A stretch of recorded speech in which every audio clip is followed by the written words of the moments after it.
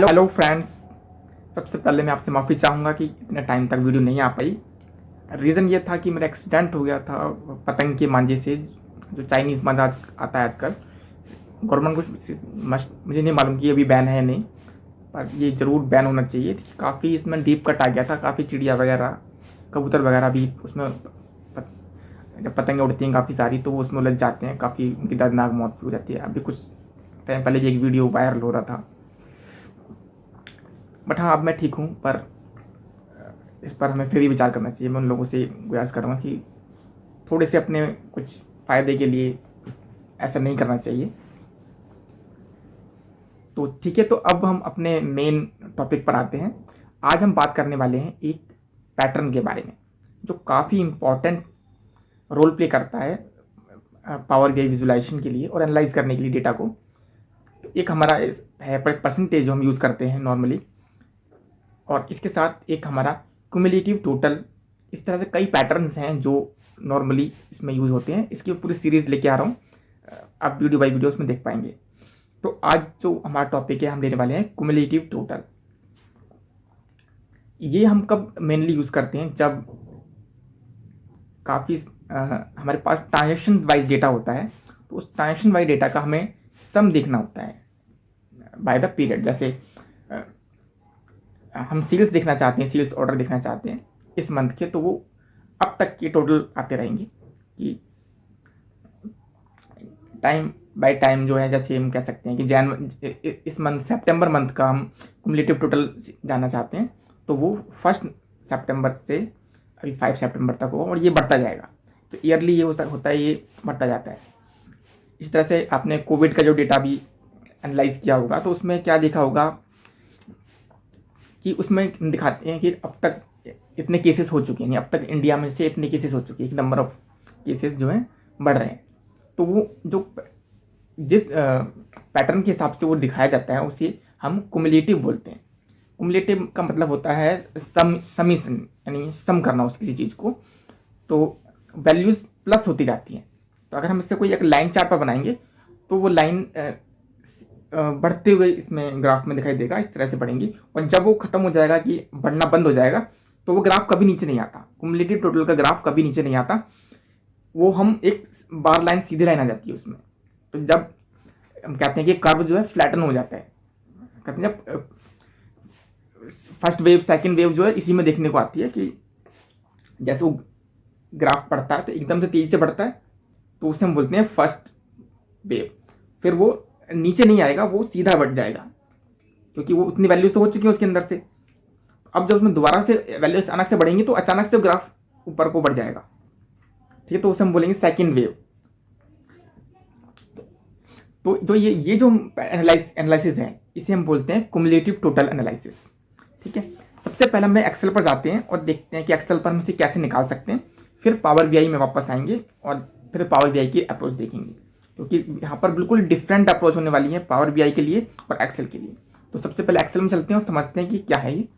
तो यहाँ पर आप मेरे स्क्रीन पर देख पा रहे होंगे, ठीक है। ये मैंने अपनी स्क्रीन ओपन की, तो यहाँ पर ये एक्सेल में कुछ डेट्स के आगे सेल्स यहाँ पर गिवन है।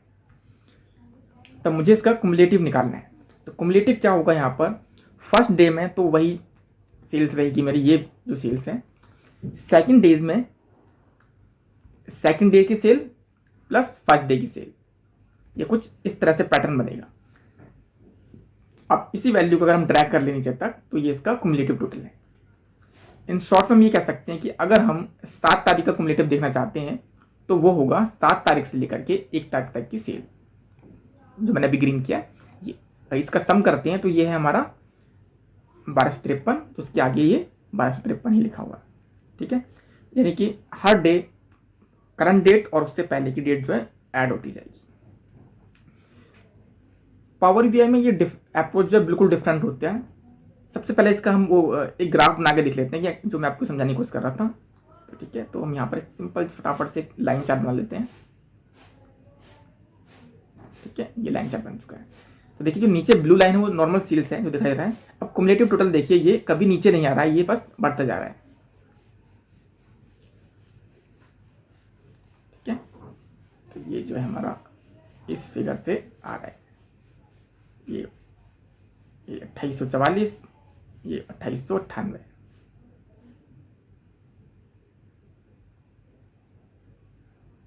ठीक है, तो ये वैल्यूज यहाँ पर बढ़ रही हैं। लास्ट हमारा ये फिगर है, यहाँ पर ये फिगर हमारी इसमें लास्ट है। अब सेल्स देख पा रहे होंगे सीधे नॉर्मल लाइन से जा रही है, लेकिन कुमुलेटिव लगातार बढ़ रहा है, लगातार बढ़ रहा है, क्योंकि ये फिगर ऑब्वियसली बात है, क्योंकि पुरानी वाली सेल में आगे जुड़ता जा रहा है। ये 299 है, ये वैल्यू जो है फिगर बढ़ती जाएगी, तो सबसे ये कुमुलेटिव बढ़ता जाएगा। जब ये फ्लैटन हो जाएगा तो ये नॉर्मल आना शुरू हो जाएगा। अब यहाँ पर कुछ और फिगर डाल दूँ, देखिए और बढ़िया, ये 79 को 41 12 भी करूँ तो भी फिगर जो है लाइन सीधी ही जाएंगी। तो इस एनालिसिस को हम अगर हम पावर बीआई में करना चाहेंगे तो थोड़ा सा डिफिकल्ट हो जाता है। क्यों? क्योंकि यहाँ पर रो बाय रो हम रेफरेंस दे सकते हैं, लेकिन पावर बीआई में रो बाय रो रेफरेंस नहीं दे सकते। वहाँ पर column by column he reference दिया जा सकता है। अब क्योंकि हम उसमें करंट रो से ऊपर रो का एग्जाम्पल ही नहीं दे सकती, तो ये थोड़ा टिपिकल हो जाता है, थोड़ा हार्ड हो जाता है। लेकिन मैं इसको बिल्कुल समझाने की कोशिश करूँगा ईजी, एक डिफरेंट अप्रोच से। सॉल्यूशन हम यही करेंगे, लेकिन उसे अलग तरीके से निकालेंगे। तो सबसे पहले हम यहाँ पर डेट एंड सेल्स अमाउंट डाल लेते हैं। सेल्स का इसमें मेजर होगा, नहीं होगा तो हम इसे क्रिएट कर लेंगे। सेल्स का इसमें मेजर, ओके, ये रहा टोटल सेल्स अमाउंट।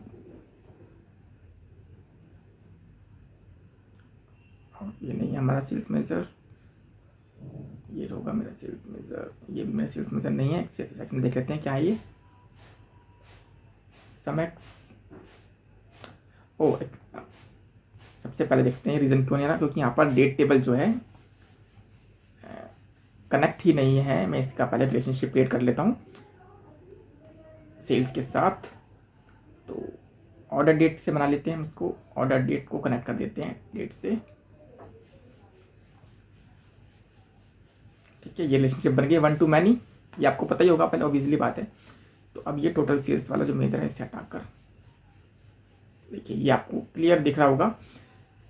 इसको मैं क्या करता हूँ, थोड़ा साइज बढ़ा लेता हूँ ताकि ये थोड़ा सा क्लियर हो सके। यहाँ हम लिखेंगे साइज, तो आपको पता ही होगा ये तो बहुत छोटी सी बात है।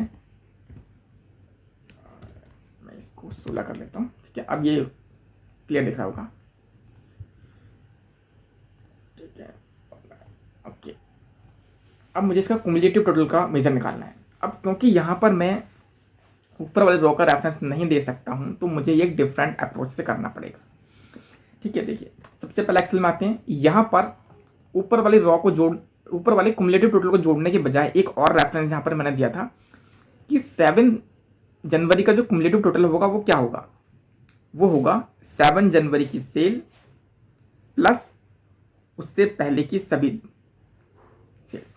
यानी कि हम कैलकुलेट की हेल्प से, अगर कैलकुलेट में हम मॉडिफाई करा लें डेट को, नहीं करंट डेट और उससे लेस देन डेट को अगर हम फिल्टर कॉन्टेक्स्ट को मॉडिफाई करा लें तो हमें ये सेल मिल सकती है।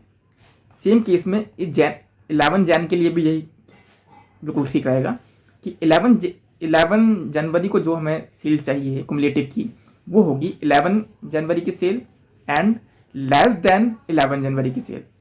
राइट, अप्रोच बिल्कुल करेक्ट है, यही अप्रोच हम लगाएंगे उसके अंदर। पर सबसे पहले हम कैलकुलेट में सेल्स में अमाउंट लिखेंगे, उसके बाद हम फिल्टर देंगे। उस फिल्टर को पहले हम एक टेस्ट कर लेते हैं डैक्स स्टूडियो में। ठीक है, तो हम एक्सटर्नल टूल में जाते हैं। देखिए हम यहाँ पर सीधा कर सकते हैं, लेकिन उस फंक्शन को समझना जरूरी है कि वो इंटरनली वो क्या बात करेगा। ठीक है, ये डैक्स स्टूडियो ओपन हो गया।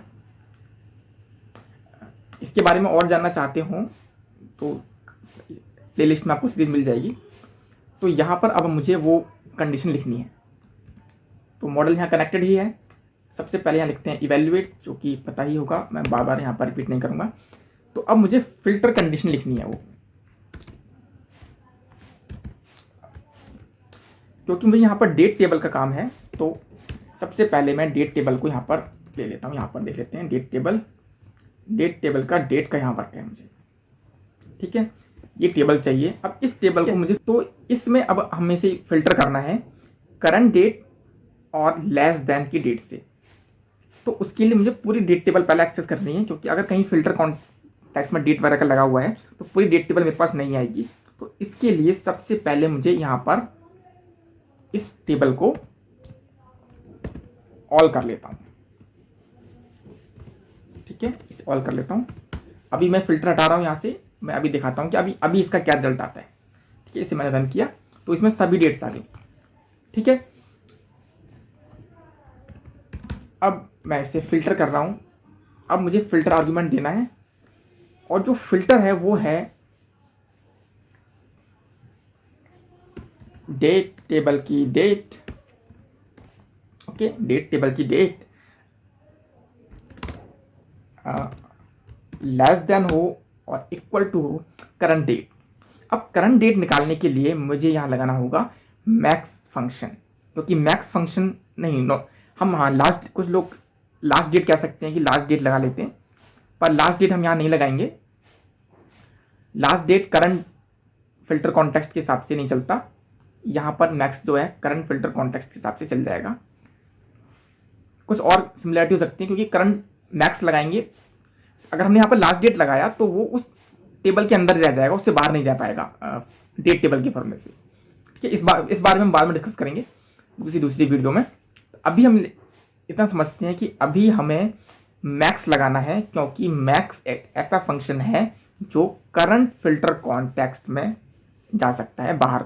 ठीक है, तो यहाँ पर हम मैक्स का यूज़ करेंगे और सेम डेट टेबल का डेट लगा लेंगे।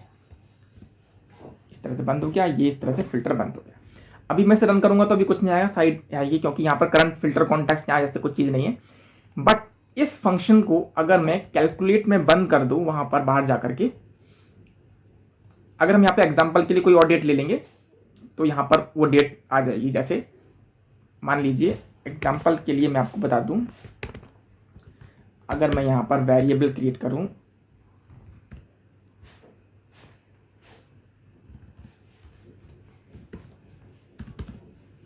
where current date equal to, मैं यहाँ पर डाल दूं डेट 2007। एग्जांपल के लिए मैं यहाँ पर ले रहा हूँ, वरना यहाँ पर हम चेक नहीं कर पा रहे हैं। जनवरी, इसमें ईयर आता है, फिर मंथ आता है, फिर डे आता है। नो, पहले सबसे पहले ईयर आता है इसमें, फिर मंथ एंड फिर डे। ठीक है, 2007, फिर मंथ है इसमें जनवरी, और टाइम डेट लेते हैं 7। ठीक है, ताकि जो इसी स्क्रीन पर ही दिख जाएगा। ठीक है, और ये वाला वेरिएबल हम यहाँ पे यूज़ करेंगे। मैं भी ये होप कर रहा हूँ कि अभी आपको वेरिएबल फंक्शन यूज़ करना आता होगा। नहीं आता है तो उसकी वीडियो मैंने बना रखी है, वहाँ जाकर के आप ये देख सकते हैं। ठीक है, अब इस फंक्शन की जगह मैं क्या कर रहा हूँ, मैं ये वाला वेरिएबल यहाँ यूज़ कर रहा हूँ सिर्फ चेक करने के लिए, फिल्टर, और ये हमारा, ठीक है, ये फॉर्मूला है। अगर मैं इसे ओके करूँगा तो क्या आना चाहिए, 1 जनवरी 2007 से लेकर के 7 तारीख तक की सेल आनी चाहिए। ठीक है, देखिए करंट आ गया डेट। अब यही सेम हम कैलकुलेट में डाल देंगे, बस फर्क ये होगा कि यहाँ पर ये हमने करंट डेट बता रहे हैं इसको अलग से कि ये करंट डेट है, इस करंट डेट को लो। जब यहाँ पर मैक्स लगाएंगे तो उस वक्त जहाँ पर वो कैलकुलेशन हो रही है उसके आगे, पावर BI में देखते हैं, यहाँ मान लीजिए ये कैलकुलेशन होगी इसके आगे 12 जनवरी के आगे, तो वो करंट डेट में ऑटोमेटिकली 12 जनवरी ले लेगा। यानी कि जब जैसे वो 12 जनवरी लेगा तो उसके साथ वहाँ पर डेट फिल्टर हो जाएंगी 1 जनवरी से 12 जनवरी तक, और वही हमें चाहिए, तो हमारा ये पैटर्न कंप्लीट हो जाएगा।